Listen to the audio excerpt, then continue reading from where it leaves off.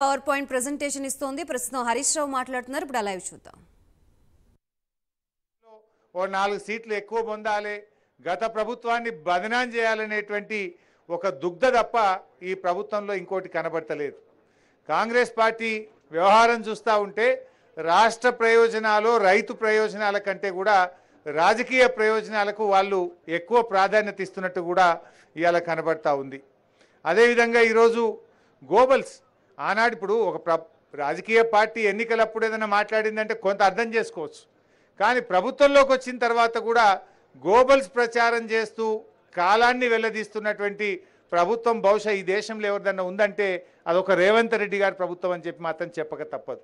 నాకున్న అనుభవంలో ప్రభుత్వంలో ఉన్న వాళ్ళు ఇట్లా గోబల్స్ ప్రచారం చేస్తూ పబ్బం గడిపినటువంటి ప్రభుత్వం బహుశా అది ఆ ఘనత ఈ ప్రభుత్వానికి మాత్రమే దక్కుతుందని చెప్పి నేను మనవి చేస్తూ ఉన్నా. జనరల్గా మెగా ప్రాజెక్టులు కట్టినప్పుడు అక్కడక్కడ కొన్ని సాంకేతిక ఇబ్బందులు తలెత్తుతాయి. ఇంత పెద్ద మెగా ప్రాజెక్టులో సమస్య వచ్చింది. ఇలా కాళేశ్వరం అంటే ఇప్పుడే పెద్దలు శ్రీహరి గారు చెప్పారు, 100 కాంపోనెంట్లలో మేడిగడ్డ ఒక కాంపోనెంట్. ఆ మేడిగడ్డలో 86 పియర్స్లో 2-3 పియర్స్ దెబ్బతిన్నాయి. 100 కాంపోనెంట్లలో మేడిగడ్డ ఒకటి, మేడిగడ్డలోని 86 పియర్స్లలో 2-3 పియర్స్లు దెబ్బతింటే మొత్తం కాళేశ్వరమే దెబ్బతిన్నదనేటువంటి ఒక గోబల్స్ ప్రచారాన్ని మీరు చేసే ప్రయత్నం చేస్తూ ఉన్నారు. ఇప్పుడు వర్షాకాలం వచ్చేలోపు పునరుద్ధరణపై దృష్టి పెట్టండి, రైతులకు మళ్ళీ నీళ్ళు ఎట్లా ఇవ్వాలనో ప్రయత్నం చేయండి. ఆ రకంగా ఇలా ముందుకు పోవాల్సినటువంటి బాధ్యత ఇవాళ ఈ ప్రభుత్వం మీద ఉంది. ముఖ్యంగా ఇప్పుడు మనం అన్నారం బ్యారేజ్ దగ్గర ఉన్నాం. ఇవాళ మేము ఇంజనీర్స్తో కూడా మాట్లాడినాం, అక్కడ మేడిగడ్డ దగ్గర మాట్లాడినాం, ఇక్కడ అన్నారం దగ్గర కూడా మాట్లాడాం. ఇవాళ అన్నారం బ్యారేజు దాదాపు ఇంటాక్ట్గా ఉంది. సుందిల్లా అన్నారం మనం కొద్దిపాటి ఏదైనా మరమ్మతులు కానీ కొంత గ్రౌటింగ్ కానీ ఏదైనా మినిమం రిపేర్స్లోనే అన్నారంను ఈ వర్షాకాలంలోపే దాన్ని పూర్తి చేసుకోగలిగితే వచ్చే వర్షాకాలానికి అన్నారం నుంచి మనం కాళేశ్వరం ఆయకట్టు కొంతవరకు మీట్ అయ్యే అవకాశం ఉంటుంది. అన్నారంకు దాదాపు 36 స్ట్రీమ్స్ ఉన్నాయి. మానేరు కూడా అన్నారంకి వచ్చి జాయిన్ అవుతుంది. మనము ఇక్కడి నుంచి కొంత నీళ్ళని తీసుకోవచ్చు. వరద తగ్గిన తర్వాత అవసరమైతే ఒక కాపర్ డ్యామ్ కూడా వేసుకొని మనం మేడిగడ్డ పంపుల్ని కూడా ఉపయోగించుకొని కాళేశ్వరం ఆయకట్టును పూర్తి స్థాయిలో మరి రైతుల ప్రయోజనాలు కాపాడేటువంటి అవకాశం ఉంది. మేము అందువల్ల మేమేం కోరుతున్నాము, రాజకీయాలు తర్వాత చేసుకుందాం, ఎన్నికలప్పుడు రాజకీయాలు ఏదైనా చేసుకుందాం, రాజకీయాలకు సమయం కాదు ఇది. ఒక బాధ్యతాయుతమైనటువంటి ప్రభుత్వం తక్షణమే యుద్ధ ప్రాతిపదికన వచ్చే వానకాలంలో తిరిగి రైతులకు నీళ్ళు ఎట్లు ఇవ్వాలనో దాని మీద ఇలా దృష్టి పెట్టండి, దాని మీద మీరు ప్రయత్నం చేయండి. లేదంటే అఖిలపక్షం పిలవండి, అన్ని రాజకీయ పార్టీలను పిలవండి, మేము వచ్చి మీకు చెప్తాం ఎట్లా చేయాలనో, కావాలంటే మా సూచనలు కూడా మీకు అందిస్తాం. అంతే తప్ప కాలయాపన చేయొద్దు, రైతుల జీవితాలతో ఆడుకోవద్దు, రాష్ట్ర ప్రయోజనాలు దెబ్బతీయొద్దని చెప్పి మేము ప్రభుత్వానికి పదే పదే విజ్ఞప్తి చేస్తూ ఉన్నాం. ముఖ్యంగా ఎందుకంటే ఇలా వాళ్ళ ప్రయత్నం ఏంటంటే ప్రజాక్షేత్రంలో బీఆర్ఎస్ను పడగొట్టాలంటే ఈ కాళేశ్వరంను పడగొట్టాలనేటువంటి ఒక కుటిల ప్రయత్నం రేవంత్ రెడ్డి గారిలో కనబడతా ఉంది. ఎందుకంటే రేవంత్ రెడ్డి గారి 2 మాటలు గుర్తు చేయాల్సిన అవసరం కూడా ఉంది. ఆయన గతంలో ప్రగతి భవన్ను బాంబులు పెట్టి పేల్చేయాలని కూడా మాట్లాడినాడు. అసెంబ్లీలో ఏమన్నాడు, కేసీఆర్ గారి ఆనవాళ్ళు లేకుండా చేస్తాను కూడా అసెంబ్లీలోనే ఒక ముఖ్యమంత్రిగా ఆయన మాట్లాడినాడు. అటువంటి వ్యక్తి దేనికైనా ఒడిగొట్టాడనేటువంటి అనుమానాలు కలుగుతూ ఉన్నాయి. కేసీఆర్ గారి ఆనవాళ్ళు లేకుండా చేస్తా అన్నటువంటి ముఖ్యమంత్రి గారు రేపు కాళేశ్వరం ప్రాజెక్ట్ అనేది కేసీఆర్ కట్టినటువంటి ఒక ఇంజనీరింగ్ మార్వల్. ఇవాళ తెలంగాణకు లైఫ్ లైన్. తెలంగాణ వచ్చిన తర్వాత ఆయన ఎంతో దూరదృష్టితో రేపటి హైదరాబాద్ అవసరాలను, తెలంగాణ సాగునీటి తాగునీటి పారిశ్రామిక అవసరాలను దృష్టిలో పెట్టుకొని మరి ఒక 100 ఏళ్లకు దూరపు చూపుతోని ఇవాళ కేసీఆర్ గారు కాళేశ్వరాన్ని నిర్మించారు. కానీ ఆయన ఏంటంటే దీంతో ఆయనకు మంచి పేరు వచ్చింది, ఆయన ఆనవాళ్ళు లేకుండా చేయాలనేటువంటి కుట్రలు చేస్తున్నారనేటువంటి అనుమానాలు ఇవాళ రాష్ట్ర ప్రజల్లో కలుగుతూ ఉన్నాయి.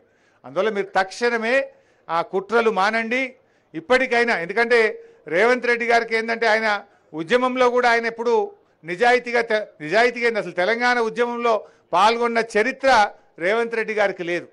ఎలాగూ ఉద్యమంలో మీరు పాల్గొన్న చరిత్ర లేదు, కనీసం పరిపాలనలోనైనా నిజాయితీగా చేయండి. ఇవాళ తెలంగాణ ఉద్యమ ప్రతిరూపం కాళేశ్వరం ప్రాజెక్టు.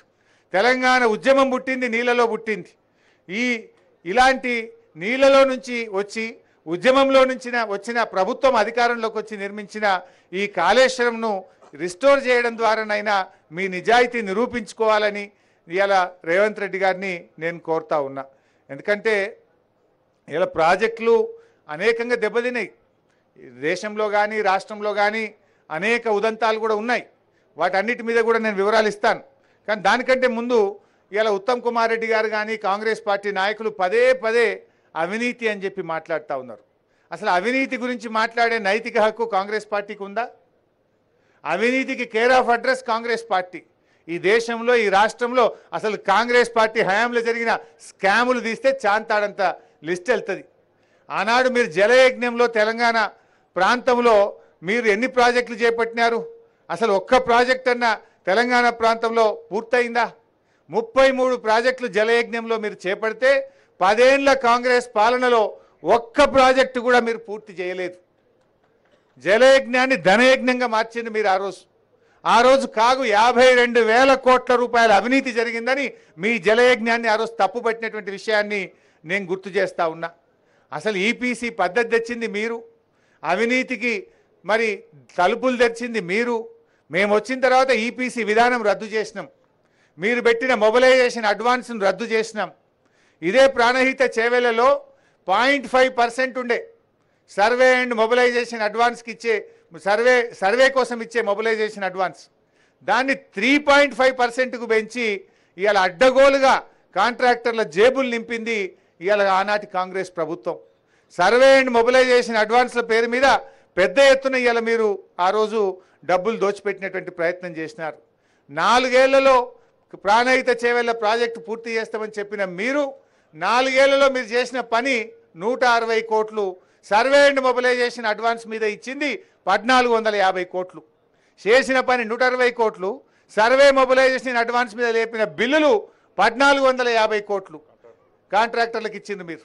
ఇలా మీరు మాట్లాడుతుంటారు చేసిన పని 160 కోట్లు, ఎత్తిన బిల్లులు 1450 కోట్లు. ఇక మీరు అవినీతి గురించి మాట్లాడతారు. 7 ఏళ్లలో ప్రాణహితకు శంకుస్థాపన చేసి 7 ఏళ్ళు అధికారంలో ఉంటే తమ్మిడిహట్టి దగ్గర తట్టెడు మన్ను దవ్వలే మీరు. కనీసం అంతర్రాష్ట్ర ఒప్పందం చేయలే. 3 చోట్ల కాంగ్రెస్ ప్రభుత్వం ఉన్నా మహారాష్ట్రతో ఒప్పందం చేయలేనటువంటి ప్రభుత్వం పార్టీ మీ కాంగ్రెస్ పార్టీ. మీరా మాట్లాడేది? శ్రీహరన్న చాలా వివరంగా చెప్పిండు ఎందుకు మార్చినామని. ఇవాళ పాపం ఆయన మరి అమాయకంగా మాట్లాడుతుండా, తెలిసి మాట్లాడుతుండా పాపం, లేదంటే రేవంత్ రెడ్డి గారి సావాస దోషం ఉత్తమ్ కుమార్ రెడ్డికి అంటుకున్నదో నాకైతే డౌట్ వస్తున్నది. రేవంత్ రెడ్డి నోరు తెరిస్తే ఆయన మాట్లాడతాడు, కానీ ఉత్తమ్ కుమార్ రెడ్డి కూడా ఈ మధ్యలో అదే పని మోపోయింది. ఆయన ఏమంటుండే ఇవాళ హైదరాబాద్లో ప్రెస్ మీట్ పెట్టి తమ్మిడిహట్టి దగ్గర నీళ్లు లేవని బీఆర్ఎస్ పార్టీ దుష్ప్రచారం చేస్తుందట. ఇది సెంట్రల్ అసెంబ్లీలో కూడా అట్లే అబద్ధాలు ఆడిండు. దొరకబట్టి చెప్తే కనీసం తలకాయ కిందకేసుకున్నాడు. అసెంబ్లీలో ఇరిగేషన్ మీద వాళ్ళు విడుదల చేసినటువంటి బుక్కులో అన్ని తప్పులే, శుద్ధ తప్పులు. అసెంబ్లీ సాక్షిగా అప్పటిదప్పుడు దొరకబట్టి మాట్లాడితే క్షమాపణ చెప్పమంటే నోరు తెరవలే. ఇవాళ కూడా మళ్ళీ అబద్ధం మాట్లాడిండు. నీళ్లు లేవు అని బీఆర్ఎస్ పార్టీ దుష్ప్రచారం చేస్తుంది అంటారు. ఇది సెంట్రల్ వాటర్ కమిషన్ మన రాష్ట్ర ప్రభుత్వానికి రాసిన లేఖ 4 మార్చ్ 2015, 4 మార్చి 2015 నాడు కేంద్ర జల సంఘం తమ్మిడిహట్టి దగ్గర నీళ్లు లేవు, ప్రత్యామ్నాయం చూసుకోండి అని కేంద్ర జల సంఘం మన రాష్ట్రానికి రాసిన లేఖ. నీకు బంప్తా ఉత్తమ్ కుమార్ రెడ్డి, ఇప్పటికైనా నువ్వు మరి రేవంత్ రెడ్డి లెక్క మారకు, నీ పరువు తీసుకోకు, ఒక మంత్రిగా బాధ్యతాయుతంగా మాట్లాడు. ఇవాళ ఇదేదో బీఆర్ఎస్ పార్టీ చేస్తున్న ప్రచారం కాదు, ఇది కేంద్ర ప్రభుత్వం సిడబ్ల్యూసి రాసిన లేఖ. ఇది ఈ రకంగా ఇలా స్పష్టంగా అక్కడ నీళ్లు లేవని చెప్పి, ఒకవైపు వైల్డ్ లైఫ్, ఇంకొక వైపు నీళ్లు లేవు, ఇంకొక వైపు మహారాష్ట్ర ఒప్పుకోలేదు. మీరు 7 ఏళ్ళు సమయం వృధా చేసిన మీలాగా చేతగాని దద్దమ్మల్లాగా ఉద్యమంలో నుంచి వచ్చిన మేము కాలయాపన చేయదలుచుకోలేము. మేము మీలాగా తెలంగాణ ప్రజలను గోసపెట్టదలుచుకోలేదు. అందుకే కేసీఆర్ గారు కేంద్ర ప్రభుత్వ సంస్థ వ్యాప్కోస్కి ఇచ్చిండు. సంవత్సరంలోగా రిపోర్టు తెప్పించి 4 ఏళ్లలో కాళేశ్వరం పూర్తి చేసి దాని ఫలాలను తెలంగాణ జాతికి అందించిన నాయకుడు కేసీఆర్. మీరు 7 ఏళ్ల తట్టెడు మట్టిదవ్వని చరిత్ర మీదైతే 4 ఏళ్లలో కాళేశ్వరం పూర్తి చేసి తెలంగాణ ప్రజలకు నీళ్ళిచ్చిన నాయకుడు కేసీఆర్. దాన్ని మీరు ఇలా ముందుకు తీసుకుపోయే ప్రయత్నం చేయండి, నిజాయితీగా పనిచేసే ప్రయత్నం చేయాలని చెప్పి నేను ఇలా కేంద్ర ప్రభుత్వం, ఈ రాష్ట్ర ప్రభుత్వాన్ని నేను కోరుతా ఉన్నా. ఇందాక గౌరవనీయులు సిఆర్ గారు చాలా చక్కగా చెప్పినారు. ఈ దేశంలో అసలు ప్రతిపాదిత ప్రాజెక్టు కాస్ట్తో ఏదన్నా ఒక ప్రాజెక్టు పూర్తయితే దాని పేరేందో చెప్పండి. పోనీ మన రాష్ట్రంలో ఉమ్మడి ఆంధ్రప్రదేశ్లో ఓ నాగార్జున సాగరా, శ్రీశైలమా, లేకపోతే జూరాలనా, ఎస్ఆర్ఎస్పి ప్రాజెక్టా, పులిచింతలనా, ఏదన్నా ఒక ప్రాజెక్టు ప్రతిపాదిత జీవో ఇచ్చిన డబ్బుతోని పూర్తయిన ప్రాజెక్ట్ ఏదైనా ఉంటే ఒక్కటి చూపింది. స్పష్టంగా చెప్పింది ఇవాళ సిఆర్ గారు. ఏ ప్రాజెక్టు ఎన్ని రెట్లు పెరిగిందో కూడా వారు చాలా స్పష్టంగా చెప్పినారు. నాగార్జున సాగర్ ఎన్ని రెట్లు పెరిగిందో చెప్పారు. నాగార్జున సాగర్ 9 రెట్లు, శ్రీరామ్ సాగర్ 107 రెట్లు, జూరాల 25 రెట్లు, పులిచింతల 3.5 రెట్లు, సింగూరు 5.5 రెట్లు, కాళేశ్వరం కనీసం డబల్ అన్న అయిందా? అంటే ఈ రాష్ట్రములో అతి తక్కువ కాస్ట్ ఎస్కలేషన్తో పూర్తయిన ఏకైక ప్రాజెక్టు కాళేశ్వరం ప్రాజెక్టు.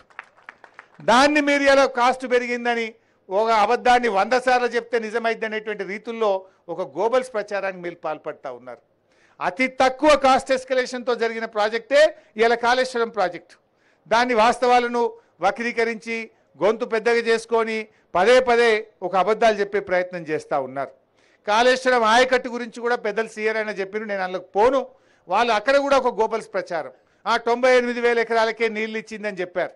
గౌరవనీయులు సీఆర్ అయినా చెప్పినారు, చెరువులకింత ఎంత వచ్చింది, కాలువలకింత ఎంత వచ్చింది, స్టెబిలైజేషన్లో ఎంత వచ్చింది, వారు సవివరంగా చెప్పారు. 20 లక్షల ఎకరాలకు ఇలా కాళేశ్వరం ప్రాజెక్టు నీళ్ళు ఇచ్చిన మాట నిజం. ఇలా కొత్త ఆయకట్టు కావచ్చు, చెరువుల కింద కావచ్చు, వాగుల కింద కావచ్చు, చెక్ డ్యాంల కింద కావచ్చు, స్థిరీకరణ కింద కావచ్చు, 20 లక్షల ఎకరాలు ఇలా కాళేశ్వరం ద్వారా లబ్ధి జరిగింది. కానీ మీరు దాన్ని 95,000 అని 97,000 అని రకరకాలుగా మీరు దాన్ని ఒక గోబల్స్ ప్రచారానికి మీరు ప్రయత్నం చేస్తూ ఉన్నారు. అందువల్ల ఇలా కాళేశ్వరం ప్రాజెక్ట్ వచ్చిన తర్వాత చెరువులను అనుసంధానం చేయడం ద్వారా భూగర్భ జలాలు కూడా బాగా పెరిగినాయి. దాంతో ఇలా మత్స్య సంపద 200% మత్స్య సంపద పెరిగింది, ఆయకట్టు పెరిగింది, పంట ఉత్పత్తి పెరిగింది. ఇదంతా వాస్తవం. సాగు విస్తీర్ణం పెరిగింది నిజం, పంట ఉత్పత్తి పెరిగింది నిజం, మత్స్య సంపద పెరిగింది నిజం, భూగర్భ జలాలు పెరిగింది నిజం, రైతుల కళ్ళల్లో ఆనందం పెరిగింది నిజం. ఇదంతా దాచేస్తే దాగని సత్యం. ఇది మన కళ్ళ ముందు ఇలా రైతుల అనుభవంలో ఉన్నటువంటి ఈ విషయాన్ని ఇలా మీరు వక్రీకరించేటువంటి ప్రయత్నం చేస్తూ ఉన్నారు. సరే, ఏది ఏమైనా ఇంకా ఇందాక పెద్దలు సీఆర్ అన్న కూడా చెప్పారు, వర్షాలు పడ్డాయట, పంట బాగా పెరిగిందంటే అసెంబ్లీలో ఒక మంత్రి లేచి అంటాడు, లేలే బీఆర్ఎస్ టైంలో వర్షాలు బాగా పడ్డాయి అందుకే పంట బాగా వచ్చిందట. మరి కాంగ్రెస్ ఉన్నప్పుడు వర్షాలు పడలేదా? మీ కాంగ్రెస్ గవర్నమెంట్ చాలా ఏళ్ళు ఉన్నది కదా, ఎన్నడూ వాననే పడలేదా, కాలమే కాలేదా? మరి ఆ రోజు ఎందుకు పంట ఉత్పత్తి పెరగలే? ఆ రోజు ఎందుకు మత్స్య సంపద పెరగలే? అంటే అబద్ధమాన్ని అతికేటట్టు ఉండాలి. మీ హయాంలో ఎన్నడూ కూడా చెరువులను ప్రాజెక్టులతో మీరు అనుసంధానం చేయలేదు. కానీ గౌరవనీయులు కేసీఆర్ గారు ఇలా కాళేశ్వరం ప్రాజెక్టును చెరువులకు అనుసంధానం చేయడం ద్వారా వేలాది చెరువుల్లోకి ఇవాళ ఎండాకాలంలో మత్తళ్ళు దుంకింది నిజం. ఎండాకాలంలో వాగుల మీద చెక్ డ్యాములలో గలగల నీళ్లు బారింది నిజం. అందుకే ఇవాళ పంట ఉత్పత్తి పెరిగింది, భూగర్భ జలాలు పెరిగినాయి, మరి సాగు విస్తీర్ణం పెరిగిందనే విషయాన్ని ఇవాళ గుర్తు చేసుకోవాలి. అయినా ఇంకో విషయం కూడా రిపీట్ అవుతుంది, సారీ అన్నగారు చెప్పారు కానీ షార్ట్గా నేను ముగిస్తా. అయితే ఇలా ఆయకట్టు ఇలా కాళేశ్వరంలో 98,000 వచ్చిందంటారు, వాస్తవంగా వచ్చింది 20 లక్షలు. కానీ అసలు ఈ దేశ చరిత్రలో ఎప్పుడైనా ఒక కొత్త ప్రాజెక్టు కడితే ముందు బ్యారేజ్ కట్టడము, సర్జ్ పూల్ కట్టడము, పంప్ హౌస్ కట్టడము, రిజర్వాయర్ కట్టడము, సబ్స్టేషన్